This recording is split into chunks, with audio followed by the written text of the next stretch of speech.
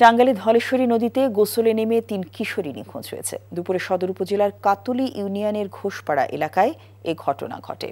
নিখোঁজ কিশোরীরা হল টাঙ্গাইল সদর উপজেলার সোনা মাইজাল গ্রামের প্রবাসী বুরহানুদ্দিনের 2 মাদ্রাসা পড়ুয়া মেয়ে আসিয়া আক্তার ও মাফিয়া আক্তার এবং তাদের খালাতো বোন 5ম শ্রেণীর ছাত্রী মনিরা আক্তার।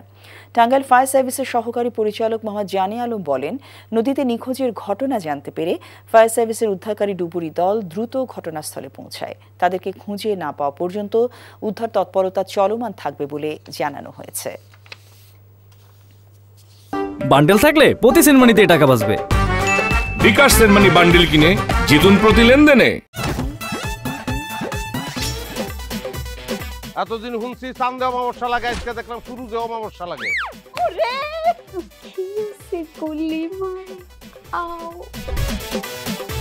আপনার নামটা? আমার নাম লাবণ্য। এটা ধরেন। এইটা কি? সোলেমানি আংটি। ভয় পেলে নাকি সিরিয়াস? দুটা খেজুর কাটা নিয়ে চক্ষু দুইটা উঠানো হইলে আমারে দান করে দিন। কারো পৌষ মাস আর কারো সর্বনাশ। নাই রে নাই, আমার বাপে নাই। এই হারামজাদা, হাতে কি গ্রামের মাসে তোর আটকা জলিল কর। আমার ঘরে 3-3টা বউ এতিম হয়ে যেতাম। বস্তালা আবার ঢুকা। এই